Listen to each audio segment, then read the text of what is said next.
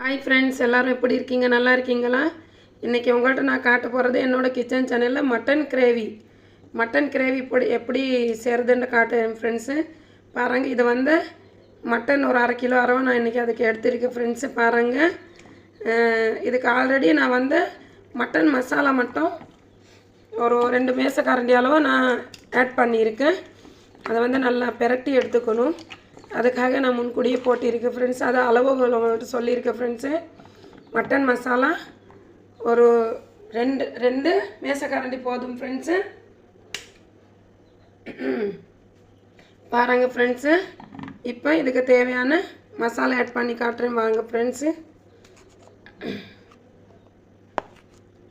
1/4 spoon அளவு மஞ்சத்தூள், ஏற்கனவே நம்ம மட்டன் மசாலா ஆட் பண்ணியிருக்கனால மசாலா கவனமாக பார்த்து போட்டுக்கணும் ஃப்ரெண்ட்ஸு. மிளகாப்பொடி, இது வீட்டில் அரைக்கிற மிளகா, வீட்டில் அரைச்ச மிளகா. இது ஒரு 2 ஸ்பூன், இது மாதிரி சின்ன ஸ்பூனால் 2.25 ஸ்பூன் அளவு மட்டனுக்கு போட்டிருக்கு ஃப்ரெண்ட்ஸு. அடுத்தது வீட்டில் அரைச்ச மல்லிகைத்தூள், எல்லாம் கலந்து அரைக்கிறோம் இல்லை நம்ம அந்த மசாலா ஃப்ரெண்ட்ஸு. இப்போ மட்டன் மசாலாவில் நம்ம எல்லாமே ஆட் பண்ணியிருக்கோம். அதனால் நமக்கு மட்டன் தனியாக எல்லாமே நம்ம ஆட் பண்ண அவசியம் கிடையாது. பாருங்கள் ஃப்ரெண்ட்ஸு, இந்த மட்டன் மசாலா தான் நான் யூஸ் பண்ணுறோம். நல்லா இருக்கும் ஃப்ரெண்ட்ஸு, நல்லா டேஸ்ட்டாக இருக்கும். நம்ம வீட்டு மசாலாவோட சேர்த்து இந்த மசாலா கொஞ்சம் கலந்து போட்டோன்னா மட்டன் குழம்பு நல்லா இருக்கும். மட்டன் குழம்பு, மட்டன் கிரேவி எல்லாமே நல்லா இருக்கும் ஃப்ரெண்ட்ஸு. இப்போ தேவையான அளவு உப்பு ஆட் பண்ணிப்போம். பாருங்கள் ஃப்ரெண்ட்ஸு, தேவையான அளவு உப்பு. மட்டனுக்கு எப்போவுமே நம்ம நிறைய பேர் லாஸ்ட் டைமில் தான் உப்பு போடுவாங்க. அந்த மாதிரி நம்ம போடக்கூடாது ஃப்ரெண்ட்ஸு. அப்படி போட்டோம்னாக்கா நமக்கு தேவையான அளவுக்கு அந்த டேஸ்ட்டு நமக்கு கிடைக்க மாட்டேங்குது. தேவையான டேஸ்ட்டு கரெக்டாக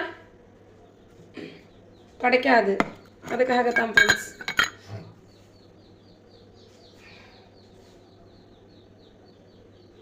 அடுத்தது நம்ம வீட்டில் அரைச்ச இஞ்சி பூண்டு ஆட் பண்ணிக்கிறோம்.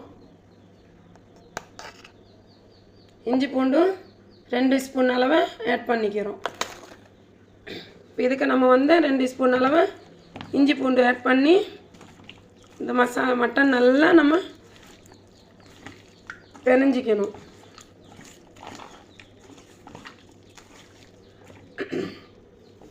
அதோடு சேர்த்து ஃப்ரெண்ட்ஸு லெமன், பெரிய லெமனாக இருந்தால் 1/2 மூடி போதும். இந்த மாதிரி 1/2 மூடி போதும் ஃப்ரெண்ட்ஸு. நான் ஆல்ரெடி அதை புனிஞ்சு போட்டிருக்கேன் ஃப்ரெண்ட்ஸு, உங்கள்கிட்ட காட்டுறோம் நான். இந்த மாதிரி 1/2 மூடி லெமன் போதும். இப்போ நம்ம ஆல்ரெடி இதில் லெமன், மட்டன் மசாலா மட்டும் ஆட் பண்ணியிருந்தோம் நான். இப்போ அடுத்தது வீட்டு மசாலா போட்டேன். இப்போ உங்களுக்கு நான் செஞ்சு காட்டுறேன் ஃப்ரெண்ட்ஸு.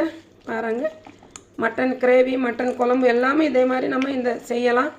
எதை செஞ்சாலும் சரி ஃப்ரெண்ட்ஸு, ஃபஸ்ட்டு இந்த மாதிரி மசாலா எல்லாம் போட்டுட்டு நம்ம ஒரு 10 நிமிஷம், 1/4 மணி நேரம், ஒரு 50 மினிட்ஸ் நம்ம மசாலாவில் அந்த மசாலா எல்லாமே மட்டனில் ஊறுறதுக்கு நம்ம வைக்கணும். உப்பு, புளிப்பு எல்லாமே போட்டு வைக்கணும். அப்போ தான் மட்டனோட டேஸ்ட் வரும்.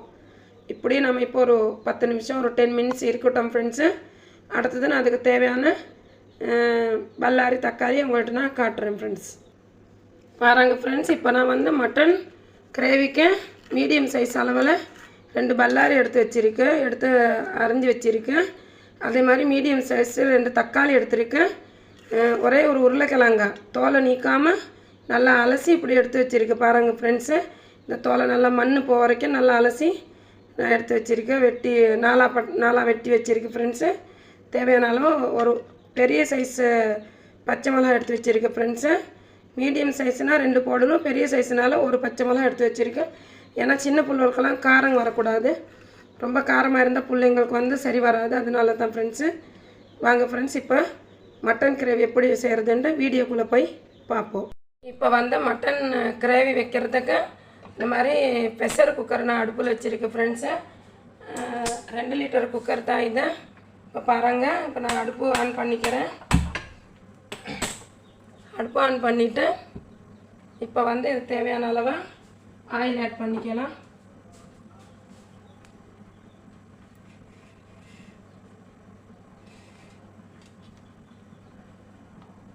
கடாயை காஞ்சதும் நம்ம தேவையான அளவு ஆயில் ஆட் பண்ணிக்கோ.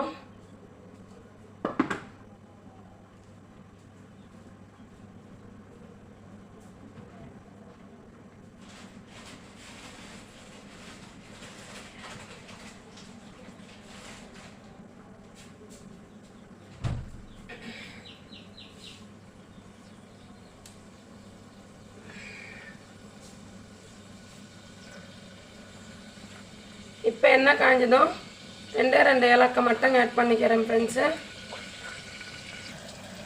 வராங்க ஃப்ரெண்ட்ஸ். இப்போ வந்து தக்காளி ஆட் பண்ணிச்சு, பச்சை மிளகாவும் கருவேப்பிலையும் ஆட் பண்ணியிருக்கேன். இந்த பச்சை மிளகாவோட சேர்த்து கருவேப்பிலை, மட்டன் குழம்புக்கு எப்போவுமே நம்ம கருவேப்பிலை ஆட் பண்ணால் நல்லா வாசனையாக இருக்கும் ஃப்ரெண்ட்ஸு. மட்டன் குழம்பு, சிக்கன் குழம்புக்கு எல்லாமே நிறைய பேர் வந்து கொத்தமல்லி புதினா தான் ஆட் பண்ணுவாங்க. நிறைய பேர் கருவேப்பிலை போட மாட்டேங்குது. கருவேப்பிலை போட்டு பாருங்க, நல்லா வாசனையாகவும் குழம்பு நல்லா டேஸ்ட்டாகவும் இருக்கும்.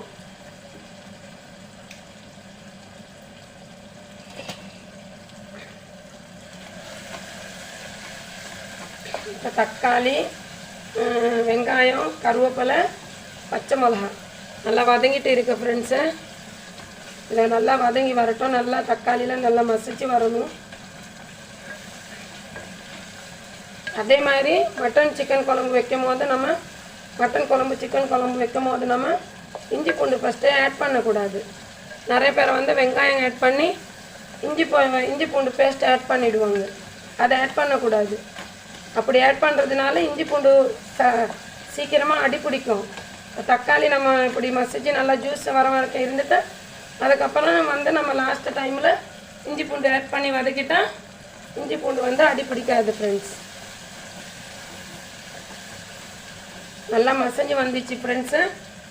தக்காளி, வெங்காயம், பச்சை மிளகா, கருவேப்பிலை நல்லா மசஞ்சு வந்துச்சு. இப்போ நம்ம அதே டீஸ்பூனால் 2 இஞ்சி பூண்டு 2 ஸ்பூனு,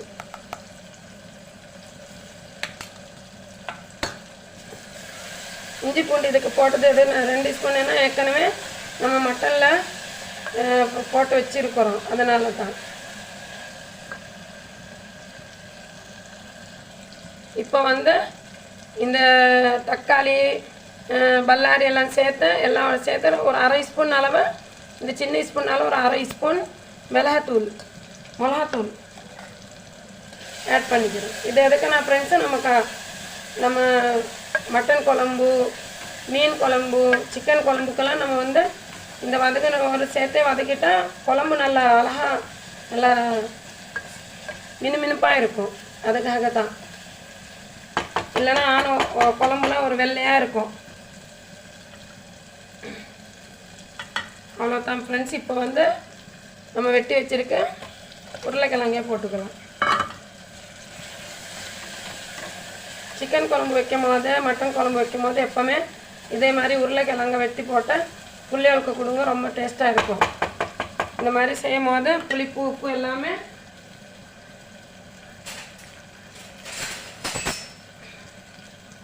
உருளைக்கிழங்குல நல்லா ஊறி நல்லா டேஸ்ட்டாக இருக்கும். அவ்வளோதான் ஃப்ரெண்ட்ஸ். இப்போ நல்லா மசிஞ்சு நல்லா வந்துச்சு. இப்போ வந்து நம்ம மட்டன் ஆட் பண்ணிக்கலாம்.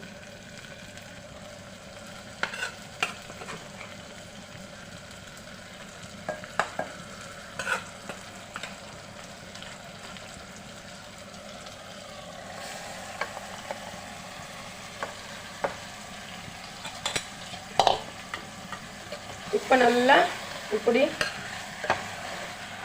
பெரட்டி பிசைஞ்சு எடுத்துடணும்.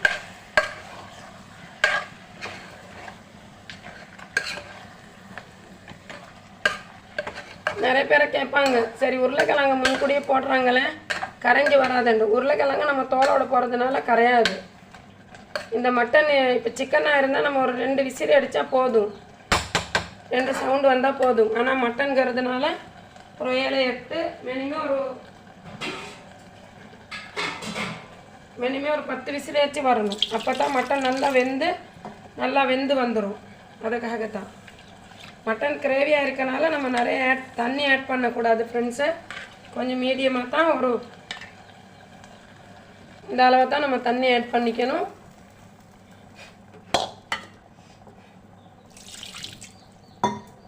ஏன்னா இன்னும் கொஞ்சம் அதே மாதிரி ஆட் பண்ணிக்கலாம்.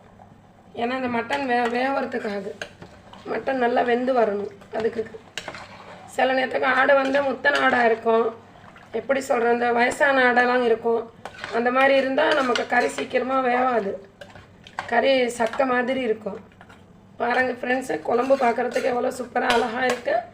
இதை இப்படியே நம்ம சும்மா மேலே மூடி போட்டு மூடி வைக்கணும். இதுக்கு கொஞ்சோண்டு நம்ம தேங்காய் பால் ஆட் பண்ண போகிறோம்.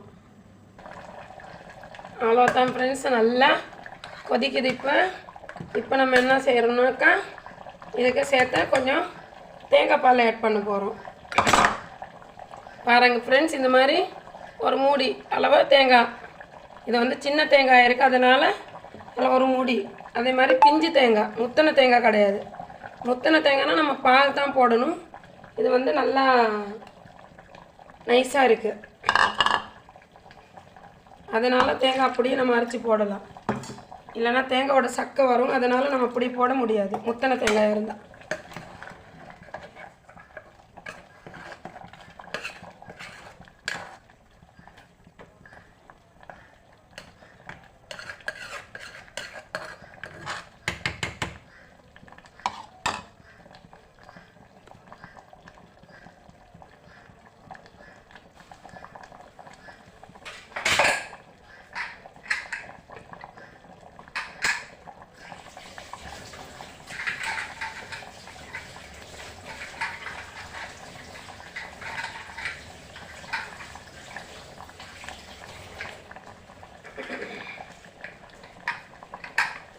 அவ்வளோதான் ஃப்ரெண்ட்ஸ், இப்போ நம்ம அடுப்பு ஸ்லோ பண்ணிவிட்டு நம்ம ப்ரெஷர் மேலே மூடி நம்ம மூடணும்.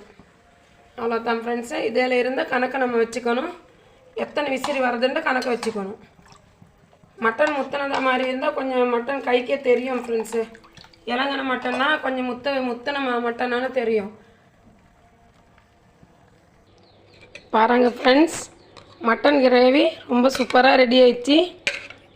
நல்லா சூப்பராக இருக்கும். நான் சொன்னேன்ல ஃப்ரெண்ட்ஸ், இங்கே பாருங்கள், இந்த உருளைக்கிழங்கு அப்படியே இருக்குது பாருங்கள்.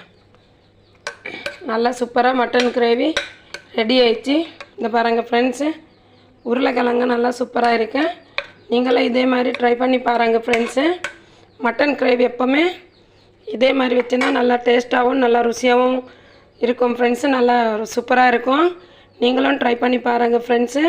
ட்ரை பண்ணி பார்த்துட்டு இந்த வீடியோ எப்படி இருந்துச்சுன்னு என்கிட்ட கமெண்டில் சொல்லுங்கள் ஃப்ரெண்ட்ஸு.